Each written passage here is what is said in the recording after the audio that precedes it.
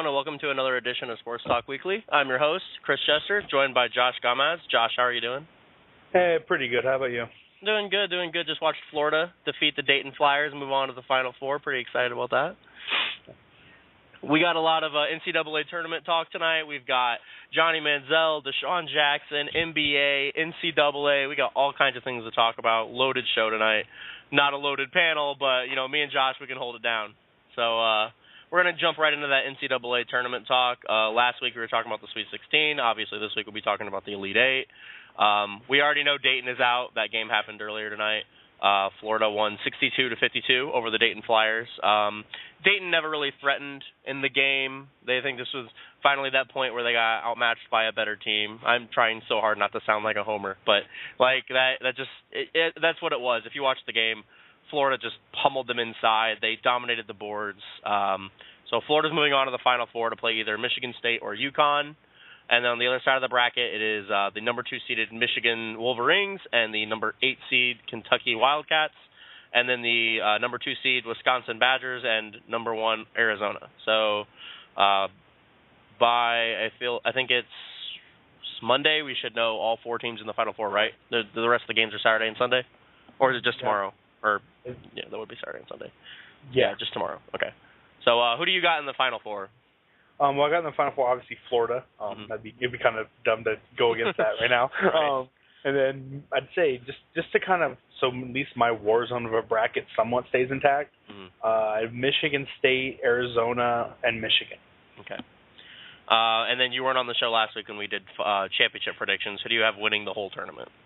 Michigan State over Arizona. Okay. And to recap, I picked Florida to win last week. No, shocker. Yeah. Right. A kind of interesting thing though about Florida, they just beat Dayton. Who then honestly, if you're not a Florida fan, I'd imagine you're cheering for Dayton like I was. But last year they beat Florida Gulf Coast, and way back in 2005 they beat George Mason.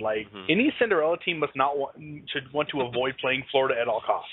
That's the beauty of having the number 1 overall seed is you get to pick on the lower seeded teams throughout the tournament. I'm looking at Florida's strength of schedule in the tournament, and I'm like, Jesus, they're just getting to pick on all the crappy teams. Yeah. Not crappy, everybody in the tournament's good, but in comparison, look at all the other matchups in the Elite Eight, and you got to figure playing Dayton was the one that. And really, I think it's kind of funny with Florida too. And with watching Florida, the only game that I kind of felt they were tested in was that first game. Yeah. The UCLA game made me a little nervous. Wilbekin turned it on at the end, but they haven't had too much of a challenge yet. That will change if they have to play Michigan State or even UConn in the Final Four. Michigan State is terrifying. They're most people's pick to win the tournament because they're finally healthy and they're so talented, very well coached. The only coach left in the tournament, that could rival Billy Donovan is Izzo. So yeah. And the funny thing was, even though I picked Michigan State to win the whole thing, I kind of expected them to lose in the second round or something like that because that seems to happen every year where the sexy, lower seed that everyone picks to go on the run always loses in the second round. And the interesting was really when it comes with coaching, if Florida wins it all this year, what does Billy Donovan have left to prove? Nothing, and he just got an extension. Yeah, because it'll be his 3rd or 4th championship in less than a decade. He could retire and no one would bat an eye. No, but he seems to be pretty fond. I remember a few years ago he got offered the Orlando Magic head coaching job, and he ended up staying at Florida because he likes to watch teenagers, become grown men. He has a soft spot for college basketball. He likes to help them grow as individuals and get ready for the NBA rather than worrying about coaching in a professional league. And I think that's really honorable. I think that it's a good thing.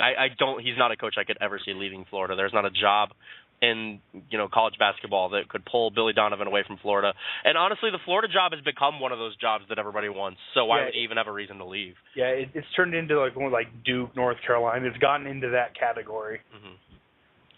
Well, okay. Some of the other games, I think every Elite Eight game was close, or Sweet 16 game was close. I was particularly surprised that Kentucky was able to come back and beat Louisville. They were on a. Yeah. They had to go on a big run at the end there to end up winning the game. I know Louisville started off the game really hot. I think they started the game It started after 10 minutes with 21-9 or something like that. Yeah, I think it was actually 21-7 at one point. Yeah, like they were pounding them, and Kentucky willed their way back in and were able to pull off the victory. I stand corrected. Calipari is also still in the tournament, so there are 3 coaches on the same level. He's a beast. Yeah, and with Calipari with his teams too, like with Kentucky, they're either a team that can go to the Final Four, or they're gonna they're either gonna win it all, or they're gonna lose in the Elite Eight at the Final Four by 30. Mm-hmm. They're so hot and cold. Yeah, I'm surprised they've gotten this far, but I mean it's definitely intimidating now to have a team that's as well coached as Kentucky this far into it. Yeah. And then another one, the Michigan-Tennessee game got a lot closer than I think Michigan fans were comfortable with. What's funny is, and they also had a huge lead at the beginning of the game, and they were letting Tennessee kind of climb back into it. So as weak as the SEC supposedly was, they had 3 teams in the Sweet 16. So I don't think they're too bad in basketball either. They're not a football-only conference. Yeah, apparently. I didn't even know they had basketball outside of Kentucky and Florida in the SEC. Tennessee didn't do too bad for themselves. Yeah. And I think Georgia at LSU had pretty good runs at the NIT, if that counts. Yeah. Okay. It's funny about the NIT. I don't understand why anyone cares about the NIT. Well, it's not even like really a trophy. Teams deny NIT bids all the time. Why would you care? And I actually remember hearing too that before like the mid '80s or something like that, the NIT was the tournament everyone wanted to be in. Yeah. Well, yeah, it was like I think it was more like the early '80s. It was with I think it was whenever it was. It was sometime in the earlier mid '80s where something happened. I don't know what it was exactly. It kind of switched the whatever. I don't know. I can't talk today. It's fine. Kind of an interesting bit of trivia, I guess. Yeah. The other thing that surprised me, I guess it didn't surprise me too much. We called this on the show last week. UConn upset Iowa State, who was scoring 89 points per game going into the tournament, which is absurd.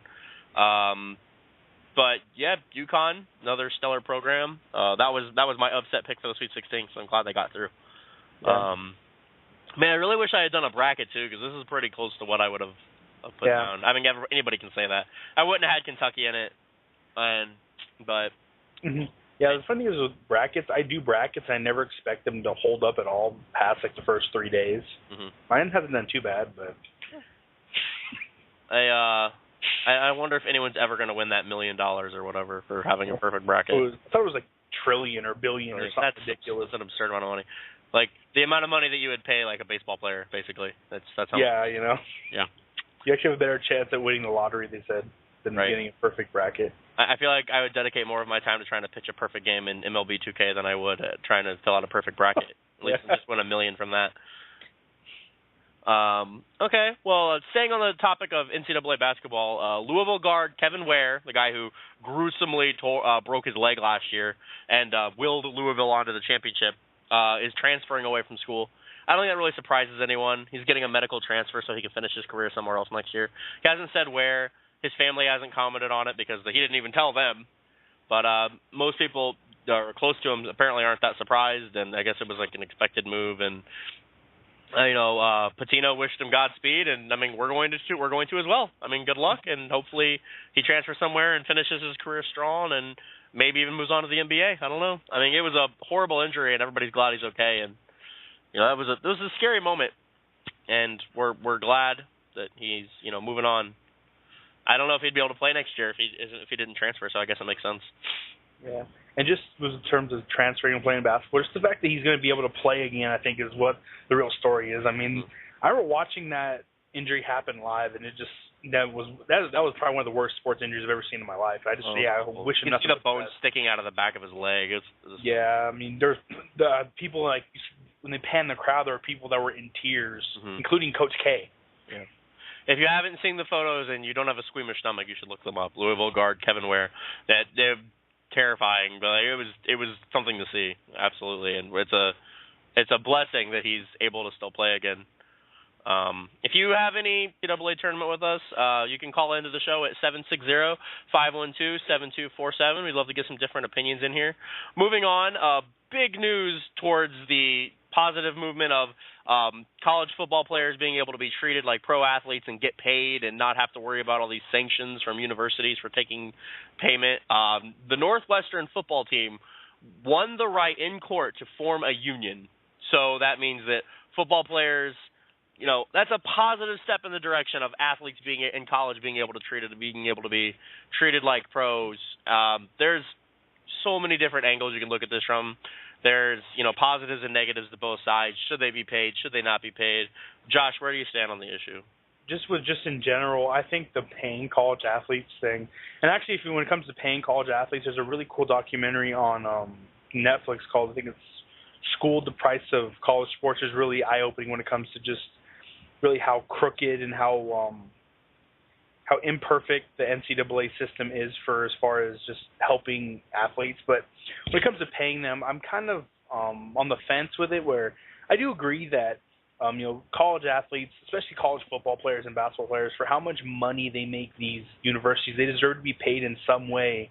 But on the other side, it's kind of a slippery slope where will it turn into like a salary cap situation where, these teams have X amount of dollars to use on players every year?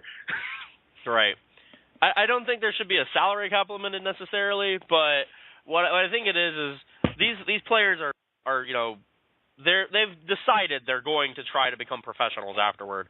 They're going to get paid anyway. And again, it's almost like the universities are taking advantage of the players by not letting them get some type of compensation on the when they try to do it on the side or whatever. And it's like, okay, if player A is playing for you and he tears his knee and his career's over and he's not protected, I mean, there should be some type of compensation there, because you have to give them some type of motivation to want to play college athletics. They only have to play the 1 year with the rule right now in basketball, and what is it in football? I think it's 2 or 3. Three. I think it's to be your junior. You have to be 3 years out of high school. Yeah. So I mean, like, I think it's fine. These universities are clearly extorting money from their players. Yeah.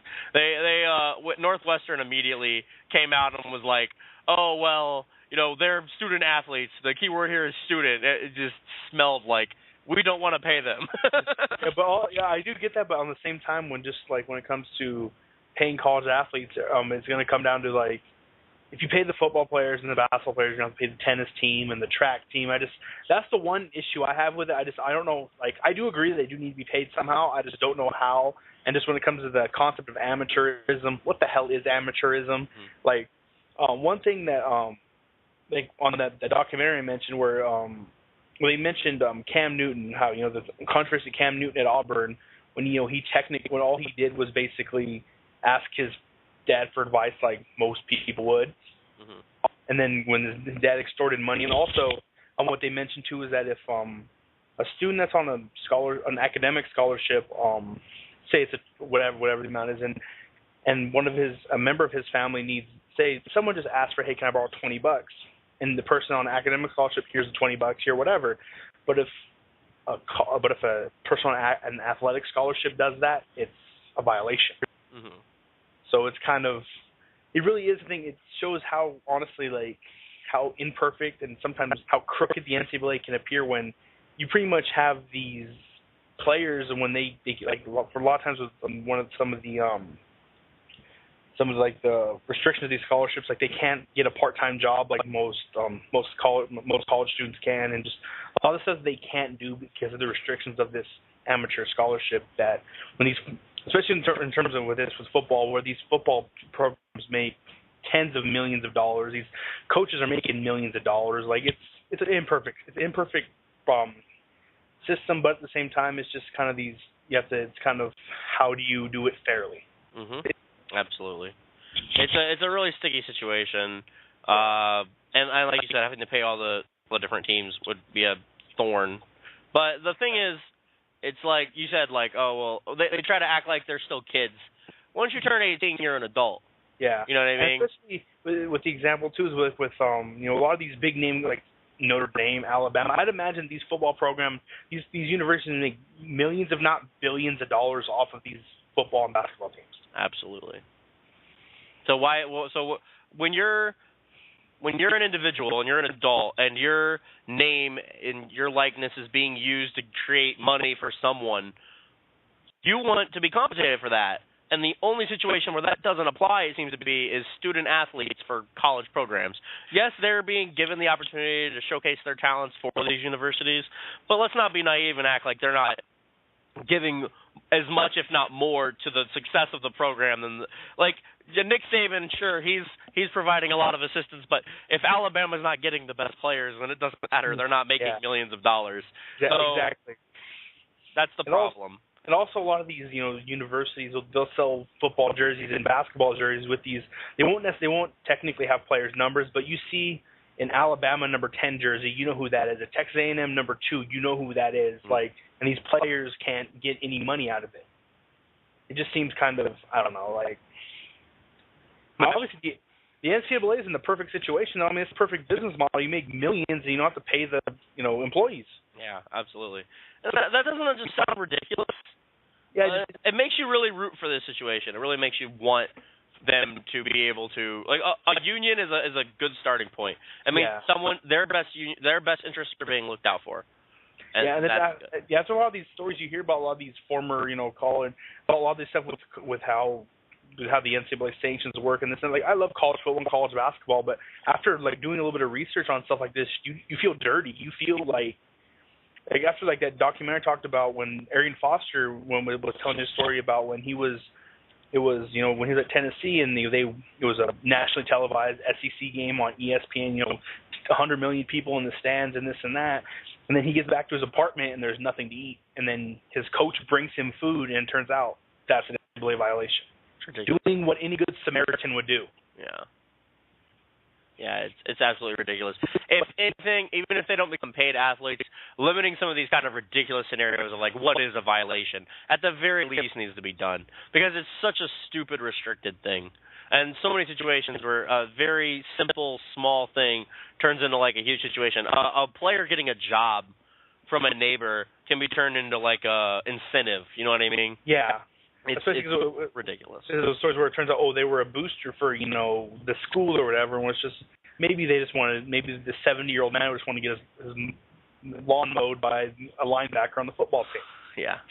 It's like when any other situation where a person is trying to help a younger guy out and get him a job, it's fine. But if they try to act like it's the reason they got the player to play at that university, then it's ridiculous. And why is it only the coaches that are allowed to convince people to come play for that university? I mean, I get that there's recruiting limitations and stuff, but if I, for some reason, have some pull to make Cam Newton want to play at Auburn, why can't I tell him to? You know what I mean? Yeah, exactly. And granted, I would use my pull to get Cam Newton to not play at Auburn, so they don't win the national championship. But still, I get what you mean. Yeah, it's really I do think that there needs to be some way to do it better than what they're doing. Because if nothing else, especially with football, the example, these 300-pound offensive linemen, they're not going to be able to sufficiently feed themselves on a university meal plan.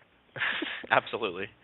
I mean, Jesus Christ. I mean, have you ever had a university meal plan? Yeah. It's pretty awful. Yeah, I mean, or a lot of people I know that they call it Nutrisystem. Mm-hmm. Yeah. You're going to lose weight on that meal plan. Oh, yeah. You're paying 3 times as much as you're getting back. So. Yeah. And you can't apparently get paid if you're a pro athlete. So hopefully this works out and this flawed system gets fixed in some way. And the more we hear about the story, we'll keep updating, and hopefully this ends in a positive way so that there's no controversy and every side can be happy with what goes on. But the likelihood of that happening is very low. And one last thing before we move on, you see the things about they need to clean up college football, they need to repurify it. The only way to repurify college sports is to take them off of TV. Good luck doing that. That's right. That's a very good point. We're gonna move on to some NFL talk. If you have anything to add regarding the rights to pay college athletes or whether they should or should not be paid, call into the show 760-512-7247. We'd love to hear your varying opinions. Moving on to NFL, some sad news. It's so horrible. This is the 3rd week in a row we've had some awful news on the show regarding the NFL. Former Bills quarterback Jim Kelly, who had beaten his cancer, it's returned. You're wishing him the best. Hope he fights this beast again and gets it beat. And these cancer battles are always just a traumatic thing. And hopefully Jim's strong enough to beat it again. He beat it once. Hopefully he beats it again. So good luck to Jim Kelly. And thoughts and prayers with his family. That's a tough thing. I hope I never have to go through that. You have any thoughts, Josh? And I just reiterate the same thing. Just thoughts and prayers to him and his family. Hope everything works out for the best for him, and yeah. Mm-hmm. All right, moving on. Vince Wilfork and the New England Patriots. 2 weeks after there was reports that Wilfork was asking the team for his release, restructure the contract, 1 year, $8 million deal, $3 million of it guaranteed, with a 2-year option for more money. I mean, it's the typical Patriot way, keep everything out of the news. Wilfork said he didn't want to say anything until the deal was done. I'm sure he's happy to be in New England. I thought it was kind of fishy that he just randomly wanted his release in the first place. It's like, why wouldn't New England pay him?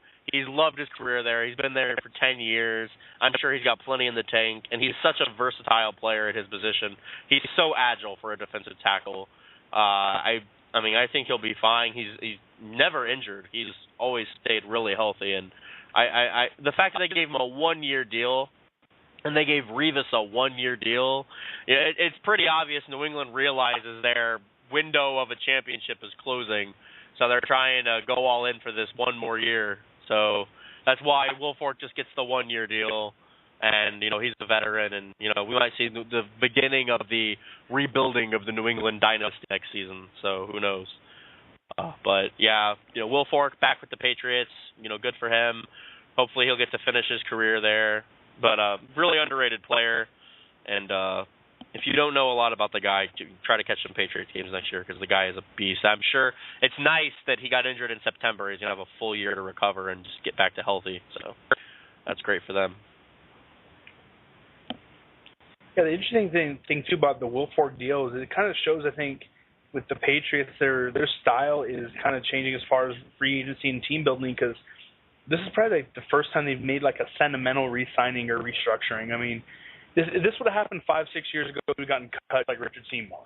Yeah. I mean, I think kind of also shows that Belichick and the Patriots know that Tom Brady isn't going to be able to play forever. You need to load him up with as much as you can, because I think this is really the first year with the Patriots signing Revis and Browner that they've really made any significant moves in free agency. Maybe they should have got him some wide receivers to help besides Brandon LaFell. Because right now, Aaron Dobson is their best outside option, and that's not going to go well. Well, you have Mr. 12 catches for 75 yards, Julian Edelman. Oh, okay. Yeah. Edelman and Gronk are their entire offense. And if Gronk gets hurt again, which he will, then all they really have to go to is Edelman.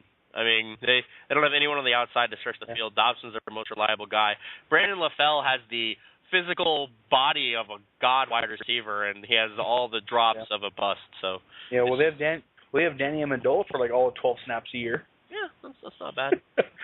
Brandon LaFell is just, I don't know. But the interesting thing too with Brandon LaFell is like how many we're kind of just it's just Brandon LaFell, but I think Panthers fans would have loved to have kept that Brandon LaFell.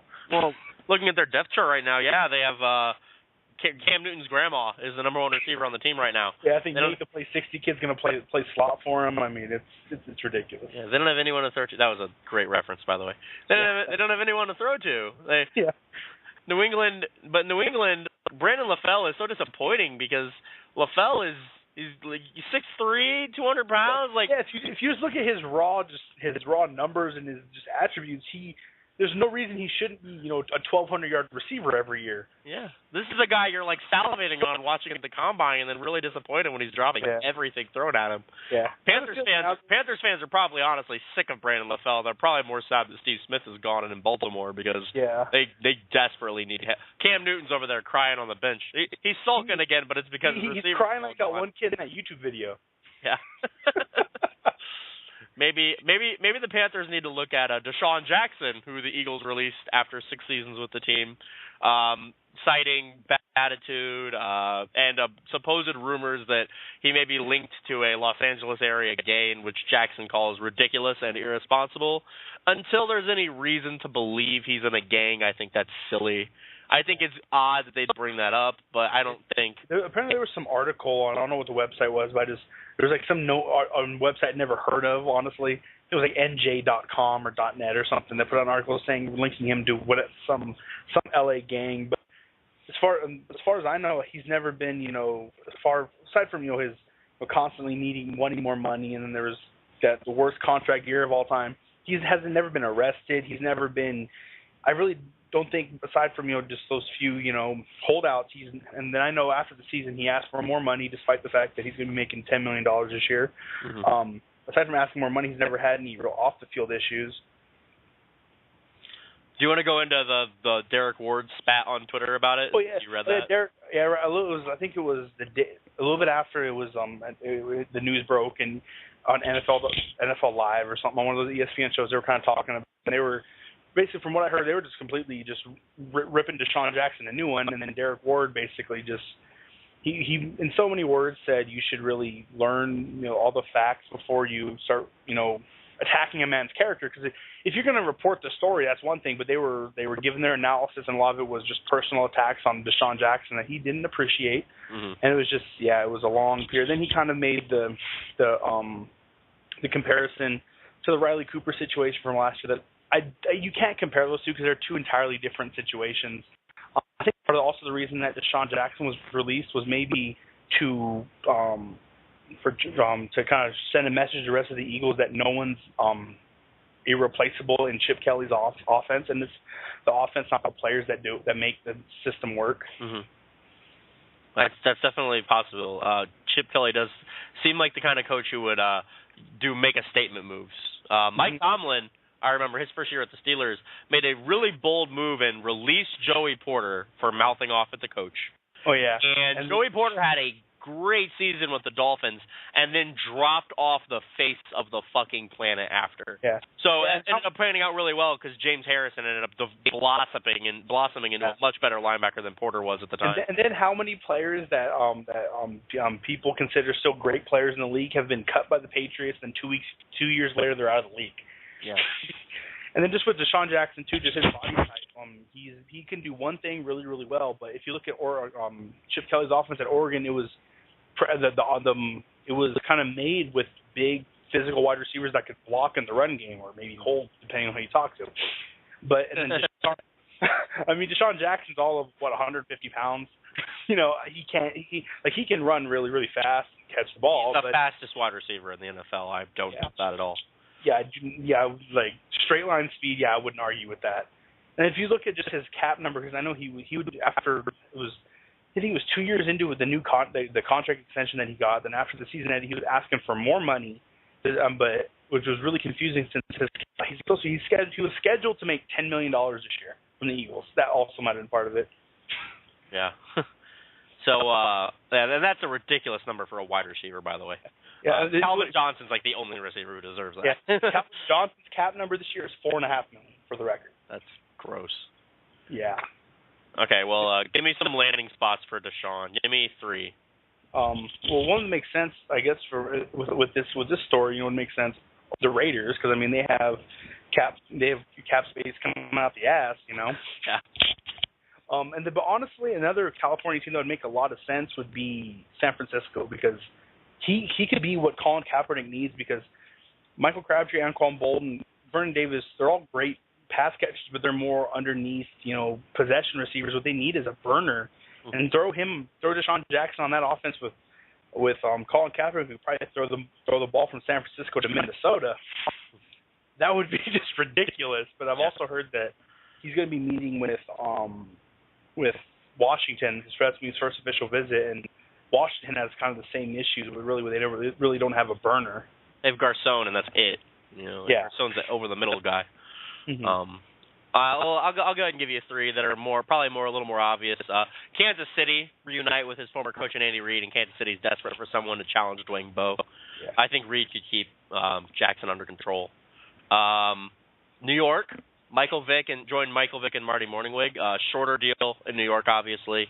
They don't really have the cap space to give him a big contract, but a 1 or 2 year deal, and see what Vick, Jackson, and Decker can do versus what Gino and Curly and whoever they had to do. And then I think my grandma. Yeah, whatever the Carolina receiving core is this year was the Jets core last year. And then I had Oakland too. They have a lot of cap space. Minnesota, why not? But I feel like they're pretty comfortable with Cordero and Jennings, but they could definitely use another receiver as well. So I'll go ahead and throw Minnesota in there as my 3rd. Cleveland might be an interesting spot too. a good point. Pair him up with Josh Gordon and Jordan Cameron. Give the Browns, whoever's quarterbacking for the Browns next year, someone to throw to. Yeah, I still feel like it's going to be Teddy Bridgewater in Cleveland, but I don't know. I don't see him slipping past them. I've given up that Minnesota's going to draft a quarterback. I think we're going to go with a guy like Barr or Mack. I don't think a quarterback that we want is going to be there at 8. So I think all three of those guys are going top 5. Yeah. But who knows? You never know anymore. Speaking of quarterbacks and the draft and all that stuff, Johnny Manziel, I don't know if you heard, had a pretty freaking good pro day. Did it in a helmet and pads instead of a T-shirt and shorts. Not a baby about it. Wanted to go out there and show some stuff. Made all the throws and finished it with a 60-yard bomb touchdown to Mike. So that's really good. He had a really good pro day. And do the Texans pull the trigger at number 1 and take Manziel? Josh, do they? Well, first of all, you forgot to mention that he had Drake playing in the background too. So it's kind of amazing that no one started crying. But I mean, as far as just the Texans pull the trigger with him at number 1, from what I'm hearing, granted, you have to take everything you hear at this one when it comes to draft with a grain of salt, but all signs for them are pointing to Clowney. Yeah. But here's just the way I look at it: if you believe in a quarterback, it shouldn't matter where you're spotted at. If you believe in a quarterback, be it Manziel, Bortles, whoever, take him where you pick him. Don't worry about it. Who cares? If it works out, no one's going to complain. If it doesn't work out, well, you're not going to be there to hear the repercussions anyway. Mm-hmm. I've been saying since the show started, the Texans need a quarterback. If you're picking number 1 and you're not set at quarterback, and you'll rarely be set at quarterback when you're picking number 1, and there's even a question that you should be picking a quarterback at number 1, pick the quarterback at number 1. Yeah. And also when it comes to quarterbacks, because all you've heard the last 2.5, 3 months is with Manziel, Bridgewater, Bortles, they're all getting holes poked through them left and right. Really, really interesting idea is that how bad is Andrew Luck fucked up being a top quarterback in a draft class for everyone in the future?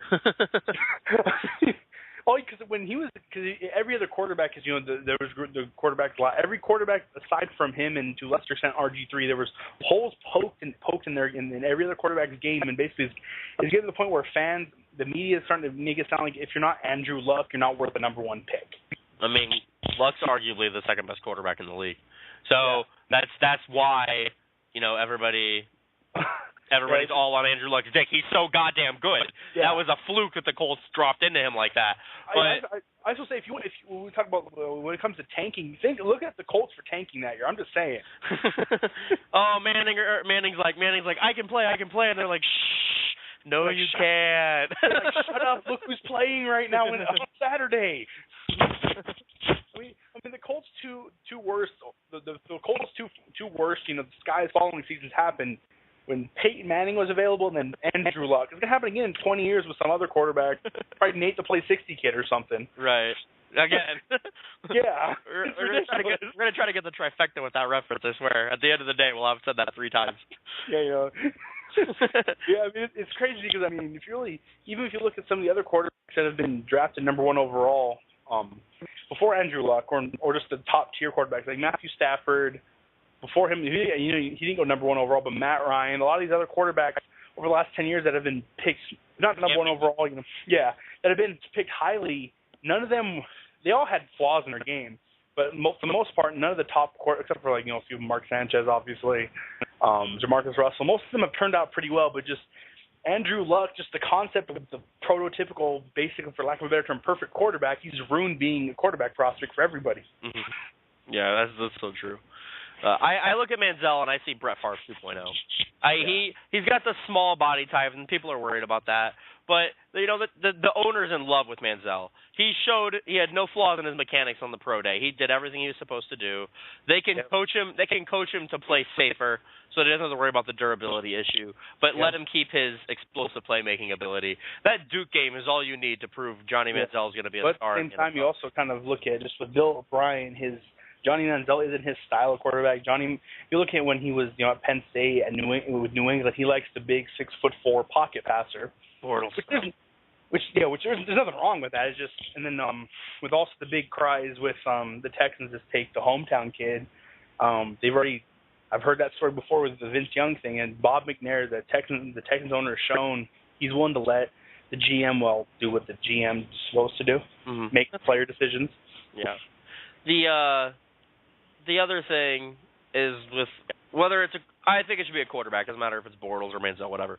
The other thing is when the people talk about why they should draft Clowney, it's always, well, wouldn't it be cool if Clowney and Watt were on the same line? And it's like, I mean, that's like a nice thing, but they still desperately need a quarterback if they do that. You know what I mean? Yeah. And also, would Clowney and J.J. Watt be any more dominant than Clowney and Mario Williams, or J.J. Watt and Mario Williams? Right.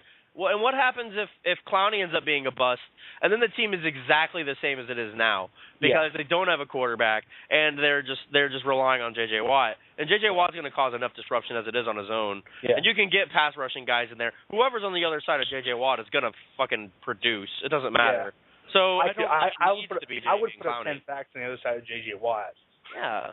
So it doesn't matter. The quarterback position is the most important position in sports, and you need to hit a home run on it. So whether it's Bortles or Bridgewater or Manziel, Houston needs to take a quarterback. It can't be Clowney. I see Clowney maybe going to Jacksonville at 3, but I don't think. I think the big question that Houston has to ask themselves is for the most part, a lot of people are saying it's either going to be Clowney or quarterback.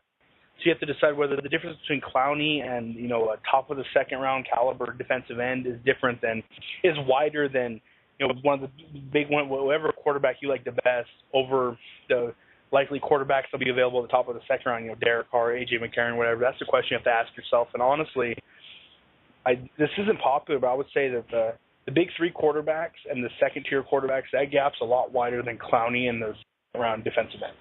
Mm-hmm. So you're saying they should go for a quarterback too? Yeah, whichever one they like the most. Yeah. Like personally, it's whatever quarterback your team specifically likes the most. Yeah, personally, I'm a big Bridgewater fan, but it's all personal preference. I really think Bridgewater is a good fit in Cleveland because they've got a lot of talent there, and he'd be playing right away. He's the most NFL ready. He could go in there and help Cleveland compete right away. And he's also smaller. He's also got. That's the thing is like Bortles is such a big kid, and then Bridgewater and Manziel are so small. Mm-hmm. It's pretty funny. Yeah. The difference. As far as from a marketing type standpoint, would Johnny Football in Oakland not make the most sense? No, that's a really good point. From on the field standpoint, and just from marketing Johnny Manziel in silver and black, that's something that the NFL should try to make happen. That would be really good for Oakland to be able to get a quarterback. They need that so desperately. Yeah. If one of those 3 is there, I can't see Oakland passing on it. They've needed a quarterback for years. And how ironic would it be if Shaw was backing up Manziel on a team that's not Houston? After he probably sat through that off-season story, like, oh man, this is gonna suck. And he gets traded to Oakland. Yeah, gonna get this. Oh. Yeah. Awkward. Yeah. So we're in agreement. The thing too is if Johnny Manziel. Go ahead. Yeah, like take a quarterback. Just take whatever quarterback Houston. If I'm Houston, I take whatever quarterback I like the most because you have basically all the pieces around. You have if Arian Foster's healthy, you have Andre Johnson and Nuke Hopkins. You get halfway competent quarterback in there. There are at least 8 names. Yeah, they can compete in that division. It's not a tough division. Indianapolis is division now, but second place is up for grabs. Yeah, even with that, for as much as we both slobbered all over Andrew Luck, it wouldn't be inconceivable that if Houston or if Tennessee gets the right pieces together, that they could at least challenge them. Mm-hmm. Absolutely. Or the Jacksonville Jaguars. No, get out. They're the least talented team in the league besides maybe the Raiders. I think those 2 teams are fighting for the number 1 pick next year. Yeah, probably. The Oakland did nothing in the offseason that's really relevant. They got Woodley and Tuck, who are both washed-up pass rushers, and they let all their best free agents go. And they signed MJD to back up McFadden because that's a solution when you have. Hey, you just need another quarterback to play another running back to play the other games. Yeah, I guess right. But to be fair though, if the Patriots make those moves, they're all universally praised. I don't know. I feel like Woodley's got enough in the tank that he'd fit in New England system well, but there's no help in Oakland, Yeah, with Justin Tuck, he was trying to get paid. He has his 2 Super Bowls. He has all those playoff games. He's trying to get paid. Mm-hmm. Yeah, for sure. Speaking of washed-up pass rushers, Jared Allen signed a 4-year, $32 million worth of deal with the Chicago Bears. I'm not bitter. I promise. I'm actually hoping Allen has a really good statistical season so the Vikings get a higher compensatory pick for him. There you go. That's thinking. That's the right way to think, you know. Oh, absolutely. All my friends who are Bears fans are like, "Oh, Peppers has the worst year of his career in Green Bay," and I'm like, "Well, you're an idiot. You don't understand how compensatory picks work." So that's fine. Please. I also hope he has a horrible season in Green Bay because it nails Chicago two ways. It nails Chicago and it nails Green Bay. It's great. It's my two favorite things. So, but yeah, Allen decided to chase the money instead of the ring and go to Seattle. That disappoints me. I feel like he's a guy, he's got enough in the tank. He would have fit really well in Seattle, and they could have repeated as champions, and he could have gone out with a ring. It's disappointing that he cared more about the money than the championship. I lose a little bit of respect for him after that. But to be fair, it's not like the Bears were that far away from the playoffs last year. They're not going to win the Super Bowl. They're not even close. Like, the thing is, they lost McCown, and Cutler can't stay healthy, and he's inconsistent. He's got physical tools out the wazoo. And they've got such explosive weapons on offense. But with those weapons on offense, I'm pretty sure I could put up a few touchdowns. That's true, honestly.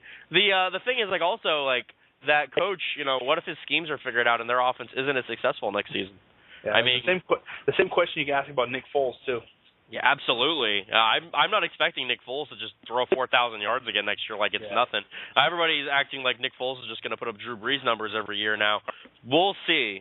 You know, jury's out. If Foles has another really good season, I'll get off his back. And I mean, he definitely has the potential to be really good.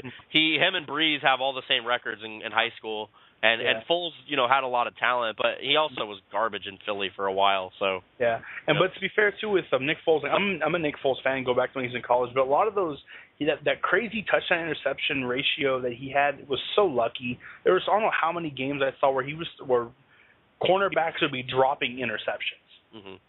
So, I mean, just to be fair, I mean... Grain of salt, yeah. Because I think it was that game, I think it was against that snow game against Detroit where there was 3 passes that should have been picked, but if your name isn't Calvin Johnson on Detroit, you don't know how to catch a football.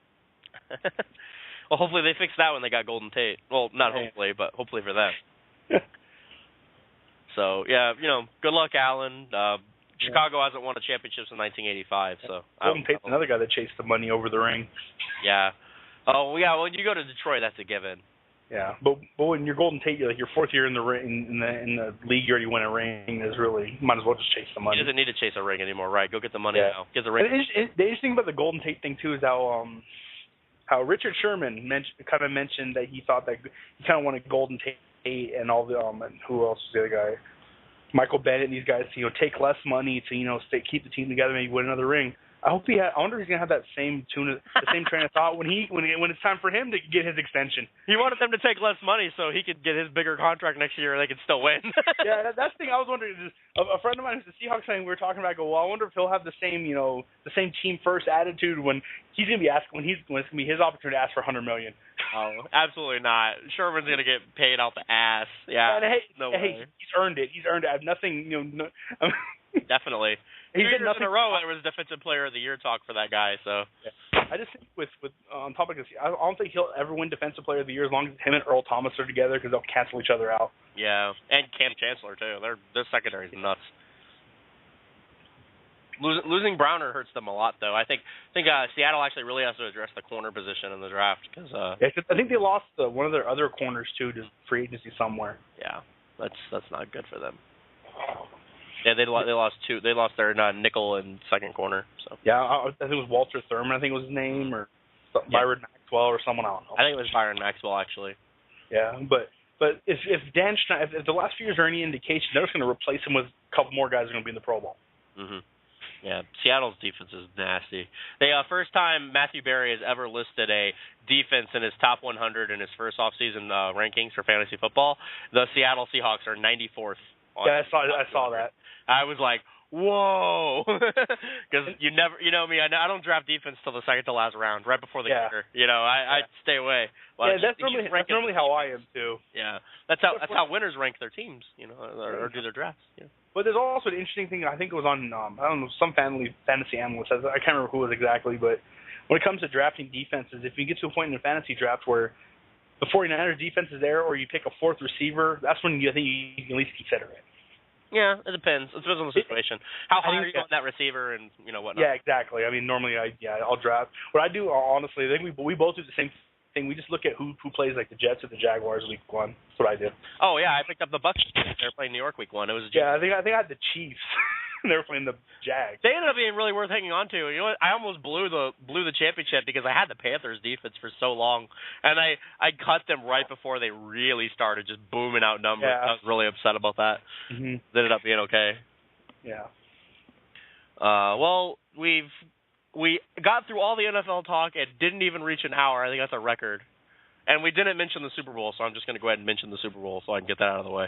Hey, we talk about the Seahawks defense. I'm pretty sure Peyton Manning still sees the And we talked about Peyton Manning, so we kind of talked about the Super Bowl. Yeah, and but we didn't mention that Ray Rice being indicted on third-degree assault charges. Oh, you're right. I went over that. Yeah, Ray Rice was finally indicted on the charges from a few months ago, and that would be all there is to say, except a developing story that broke news like 2 hours ago. Him and his fiancée are engaged, the one that he's being indicted for hitting in the first place. So is this a situation where Rice and her are, cahoots, and he's doing this so she can't testify against him, and they can let it go, and he can give her a lot of money? Or are they just... Is it really just a stupid thing that got blown out of proportion and is their business, and we wouldn't even know if Ray Rice wasn't a celebrity, and they just want to move on and be happy? Because you know what, crap like this happens all the time. Yeah, he dragged her around and she was drunk. Whatever, If they're not mad about it, why would be mad about it? So I think this is just an example of kind of going back to the Michael Sand thing we talked about a while back ago. It's getting to the point where these athletes are with social media. These athletes, it's getting to the point where everyone wants to know every bit of these athletes' lives, and these athletes and other public figures, you have no personal life anymore. There's always such with everyone, like you're going to be, in a grocery store, someone's going to take a picture of you. Oh, why is they here? And it's gotten ridiculous. Yeah. So, we'll find out more later. If whether they just got hitched to keep Rice from getting in trouble, or the Ravens released a statement on the situation. They said, we know there's more to Ray Rice than this one incident. So for now, they have his back. That's good. Maybe they wouldn't have his back if they were. They're probably sure that he's not going to run for 2.8 yards a carry again this year or something. Yeah. So and just if he's convicted, it carries a 3 to 5 year prison term. So. Ooh. Yeah. He better be a little bit more elusive in prison. Yeah. I think they should be looking at a running back in the draft whether he gets convicted or not, because he just didn't look good last year. Yeah. He could say he wasn't healthy, whatever, but I mean maybe he's just starting to fall apart. It's easier for running backs to fall apart. Because look what happened to Sean Alexander all those years ago. Yeah. Ray Rice is a tough guy, but he takes a lot of contact. So yeah. And just when it comes to just running the ball too, with Ravens, they just weren't a good run blocking team last year, because it wasn't like Bernard Pierce lit the world on fire either. Right, exactly. Yeah, so who knows? Baltimore's a mess right now, but you never know. I would be more optimistic if I was a fan of any of those other 3 teams in the AFC North than I would be if I was a Baltimore Ravens fan. Yeah. So, one thing on the last note of the NFL thing, one thing we're going to start doing is next week and every week leading up, we're going to cover one division in the NFL. We're going to talk about the offseason moves they've made, what they could do in the draft. If it's after the draft, because obviously we're not going to get through every division. After the draft, we'll talk about who they did draft. We might do a draft special, too, so there's something to look out for. But starting next week, we're going to go over one division at a time. And next week, we're actually going to be talking about the AFC North. So Pittsburgh, Baltimore, Cincinnati, Cleveland, the moves they've made. Who are they going to draft? What are their offseason? What is their season outlook like? Look at their schedule, all that good stuff. So that'll be something to check out for. If you're a fan of any of those 4 teams, absolutely check out the show next week, because that's something you'll probably be interested in. If you want to bring up anything else, you want to talk with us, give us a call, 760-512-7247. We'd love to have you call into the show and give us your opinions.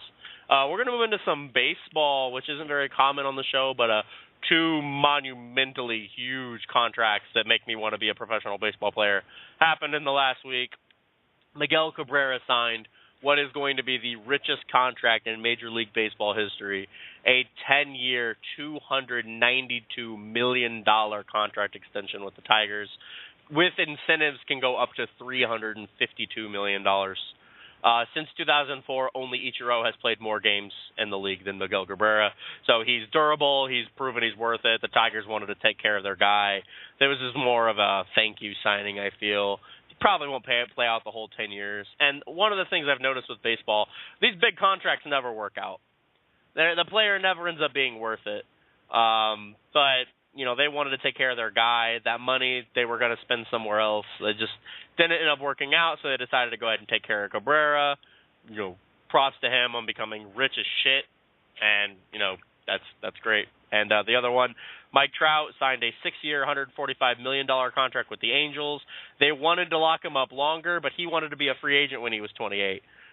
He's the best player in baseball. He's the face of Major League Baseball. He's got $150 million sitting in the bank now. Good for him. He'll get a chance to test the market again when he's 28, and the teams like the Yankees and the Phillies can fight over him then. But these two contracts, they're pretty gross when you look at compared to like NBA and NFL contracts, and that's because baseball has no salary cap. And people have argued about that either way. And one thing that was brought up to me today, which is an interesting point, is the reason baseball can afford to do this is, first of all, they play twice as many games as basketball players do. They can fit 3 times as many people in their stadiums because they're big open fields and they have more seating. So all the money that they make off that. And also, I think baseball actually has higher ratings than the NBA.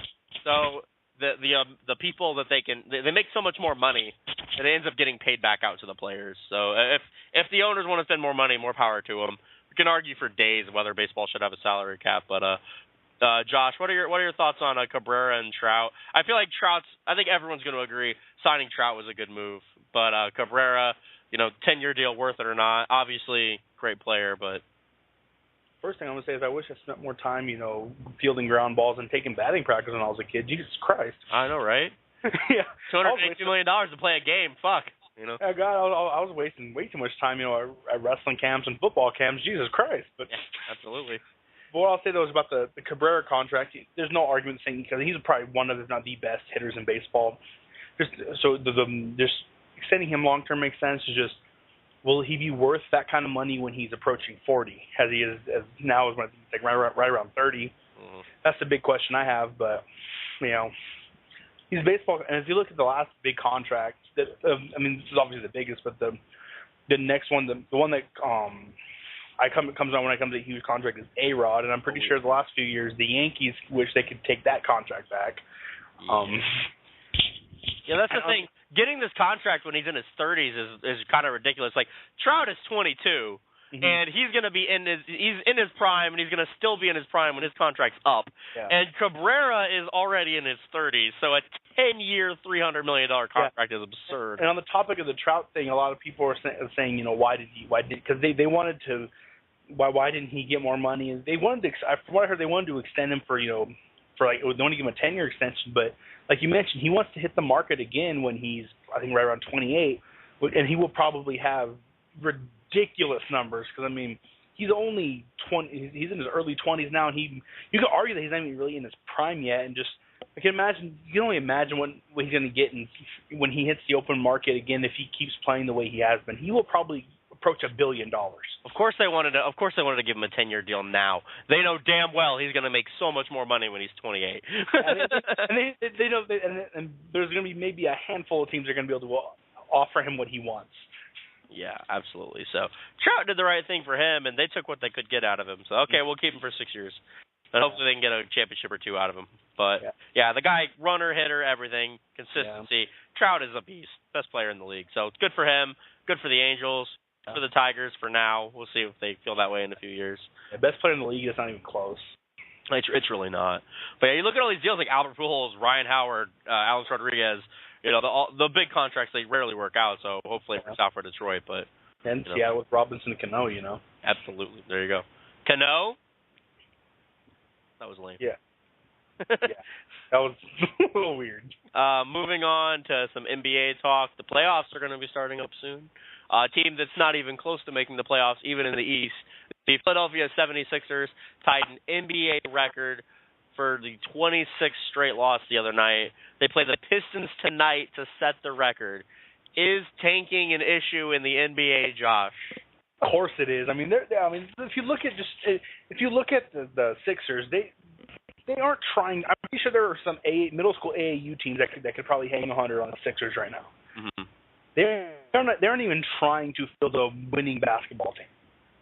And really, it makes it hard to watch because I mean, you know that if you turn on the Sixers, it's just going to be a comedy of errors and it's going to be hilariously bad. Right. See, the thing I'm feeling is with the Sixers, it's clear they are losing on purpose to try to win this Andrew Wiggins sweepstakes. They're trying to get one of these once-in-a-lifetime players. It's been talked about for years. This draft class is the best draft class since 2003. The Sixers want one of those players, and it's so obvious that they're trying so hard to lose. I hope to God they don't pick in the top 5. I hope the lottery screws them. Milwaukee needs that pick. Milwaukee needs Andrew Wiggins. Milwaukee's so much worse. They were bad all season. They didn't just start losing. Philadelphia realized they were in danger of making the playoffs and started losing on purpose. The Milwaukee Bucks need Wiggins so desperately, and the way the system works, you want the worst team to get the best players so they have a chance to fix things. I mean, he'll go to a big market team in 5 years anyway, whatever. But the Bucks need Wiggins to turn their season around a little bit, and they can get some kind of compensation for him later to try to fix things. They're so bad; they need him so desperately. The Sixers don't. They're just purposely losing to try to get one of these players. Fuck the Sixers. I hope they don't get it. I hope they pick 6th or something spitefully. So they miss Jabari Parker and they miss Andrew Wiggins and they miss all the great players and they get stuck with a good player. Or they're still picking high, so good for them. But what the Sixers will do, they'll end up drafting some European big man that never plays in the league. Yeah. Hey, we thought that was going to happen to Toronto and Valuna, whatever his name is pretty good. Yeah. So. Because even if the Sixers, do end up with the number 1 pick, whoever, Jabari Parker, Andrew Wiggins, Marcus Smart, they're going to say, if I know, I'm saying, I'm going to play in Switzerland instead. I don't want to play for Philly. Mm-hmm. Just to spite them. Good. Yeah, I hope they, like you said, they hope they pick 5th. I hope they pick right out, they pick 15th. At the very end. No, yeah, at the very end of the lottery. 15 playoff teams. I think it's 11th or 12th is after the lottery. Or whatever. After the lottery. I want to be the last of the lottery teams. Just very last. That I said 6 or something because realistically that could happen with the things just falling into place that way. It's really hard for the team with the best odds to fall to 11. I think the lowest they've ever fallen is 7. Yeah. But I would love to see Philadelphia get a little screwed over. They need a good top player. They're obviously a bad team, but they're losing on purpose. It's clear to anyone with a brain. Yeah, if they would have lost this many games and they would have been just legitimately just bad, but actually trying, I wouldn't have had an issue with it. But neither. The Sixers are obviously trying to lose. I mean, I was having the offseason when they traded Drew Holiday and they traded for Nerlens Noel and they knew he wouldn't play this year and they're trying really hard to not be a good team because they don't want to win. They want to be bad and they want to win one of these really good players. What the NBA should do, honestly, all the NBA owners, what they should do is they should get together and decide we're going to tank when we play the Sixers. So the Sixers have to win. There should be. Do you have any suggestions for an alternative way the draft could be handled that isn't the lottery? Because I feel like that's part of the issue. Yeah, I think it is. Maybe just something that could maybe be used also is just I think this was mentioned. We mentioned this before. Maybe the teams that are on the cusp of making the playoffs but don't quite make it, they should be the teams with higher odds of winning the number 1 pick as opposed to the Sixers, who obviously are doing this to kind of give an incentive to at least compete. Don't just decide, hey, we're 2-19, let's just lose out. I think the only problem you run into there is the teams that are legitimately that bad, like Milwaukee, just can't ever improve because they don't win those good players in the draft, and they're not close enough, and you can't convince anyone to go there if you don't have a franchise player. The problem that the Timberwolves are having right now with Kevin Love is they have Kevin Love and they don't have anyone else. They can't attract free agents, so they're going to lose Kevin Love eventually. But So, like Milwaukee, if they say they win the lottery and they draft Wiggins and they get Wiggins, and then he starts beasting and they can start to convince people to go there slowly and they can build a team, then they can convince free agents to go there. If you're a small market team, it's the only way you convince people to play for you. Yeah. So that's what they have to do. And if you don't win those big players in the lottery, then you're fucked. So I kind of like that the lottery at least makes it like a chance that the bad teams. Yeah, like remember the year that Portland won the number 1 pick, and like they had like the 5th best odds of doing it. Mm-hmm. Or like Chicago just walked into Derrick Rose, like. Yeah, just kind of things like that happen, But yeah, so, I think tanking's definitely an issue. Do we agree Wiggins is the best player? What? Do we agree Andrew Wiggins is the best player in Yeah, I think he'll be the number 1 pick. Yeah, he had a streak for a while where he was scoring 28 points per game. His skill set has been compared to LeBron. He's the most hyped player since 2003. One of the things I've heard is that he's Kevin Durant with an alpha male attitude. Yeah, I'm excited to see this guy play. I watched the first game. As soon as I heard about him, I watched Kansas play a game this year, and I was in love. He's so good.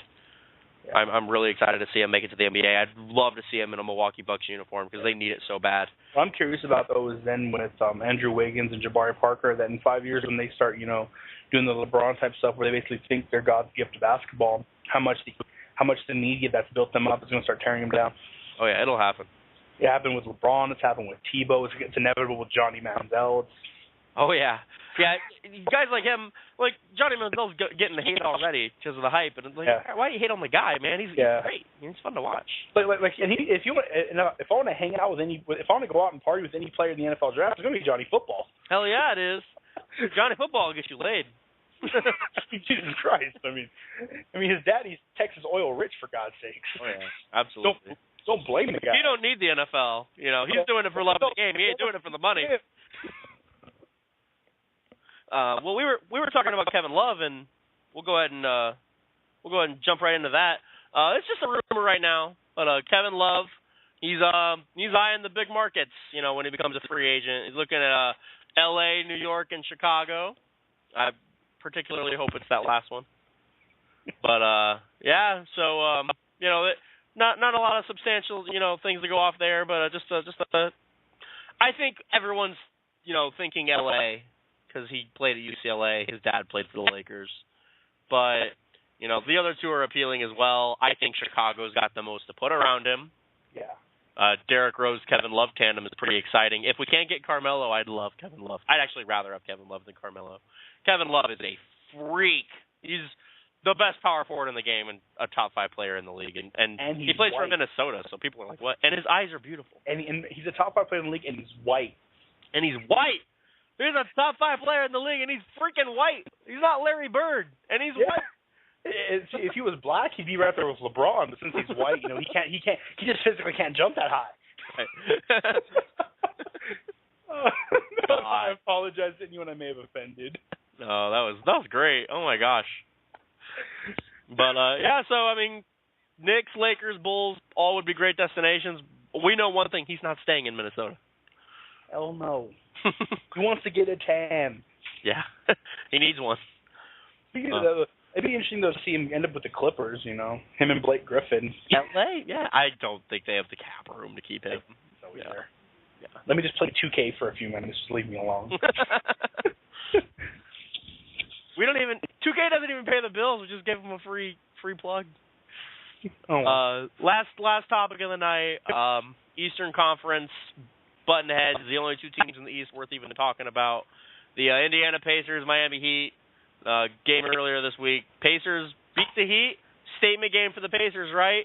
Next night, 20-some turnovers, sloppy loss to the Washington Wizards. What are they doing? The Heat, how do they respond after losing to their rivals in the East, who have pretty much locked up the 1 seed now? Dominant win over the Detroit Pistons. It may be overreacting a little bit, but this kind of thing shows me Indiana's not ready. They're not mature enough for that next step. I don't know. Hibbert is the guy who beats down on Miami, and maybe they don't really have an answer for Hibbert. But do I trust Paul George to be able to put the Pacers over the hump? No, I trust LeBron James. great players carry great teams on, and Miami's proven to be a great team, where Indiana's proven to be a really good team. They're not a great team yet. So we may just be seeing a finals rematch of the Heat again this year, and I'm just hoping the Spurs just all dust up and die eventually and go away so someone else can make the finals, because I'm just getting sick and tired of seeing the 70-year-old San Antonio Spurs make the play. I mean, their combined age is longer than the NBA's been around. So, like, it's just disgusting. I just want the Spurs to go away. So, hopefully Miami thwarts them again and we see a three-peat. But, I don't know. I just don't think Indiana's ready. What do you think? Yeah, I'll just kind of based on that. Yeah, Indiana, because like you mentioned with Miami, they have that finals experience. I mean, they've been in the finals 3 straight years, and they've been in the Eastern Conference Finals 3 straight years. Obviously, they know how to beat Indiana. Roy Hibbert, really, he might be the only true center left next to Dwight Howard anymore. But when it comes to just Paul George versus LeBron James, you have to be an idiot to not take LeBron James right now.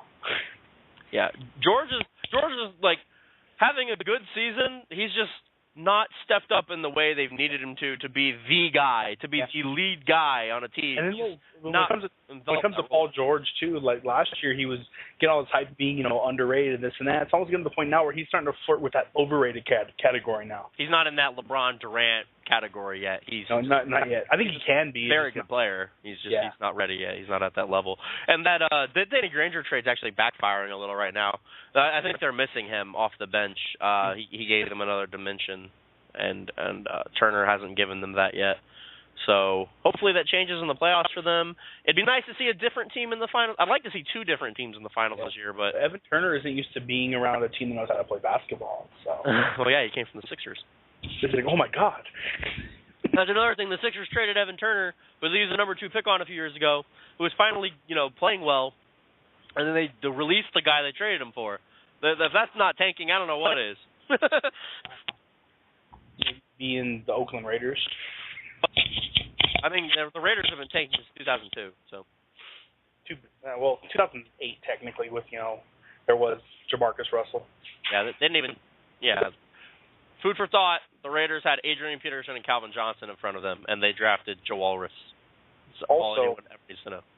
Also in that draft class, there's those 2. There was Darrelle Revis and Patrick Willis. Holy shit! Yeah. They're the best running back, wide receiver, cornerback, and linebacker in the game. Yep.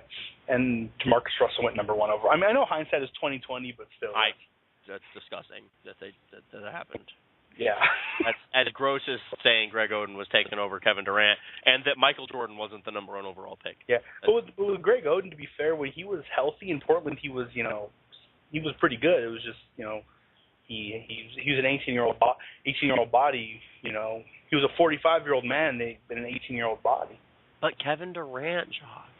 Yes, if it was anyone else, I'd agree with you. But Kevin Durant. Yeah, I agree with you that Kevin Durant should have been the number 1 pick. But I mean, right. All right. Well, we're gonna go ahead and wrap it up. If you got any plugs, Josh? Nothing really besides my Twitter that I'm pretty sure everyone has by now. Shout out there. We might have new fans. All right, it's at Gomez_time76. Alrighty. So follow Josh on Twitter if you love Sports Talk Weekly. All right, and you can follow us on Twitter at Sport Talk Weekly. You can like us on Facebook, facebook.com/SportsTalkWeekly.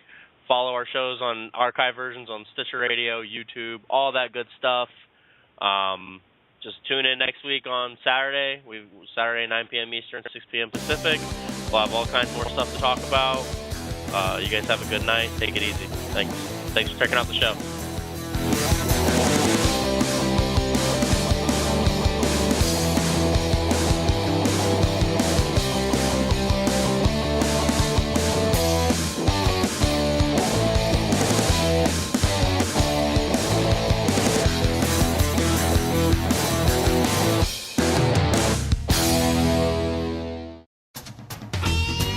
Hey, Dace Tacular Nation, it is I, Chris, the Dace Man Dace, host of the Dace Man Show, checking in with you guys to let you know of a new podcast debuting April 13th called For Real Movie Club here on Mega Powers Radio.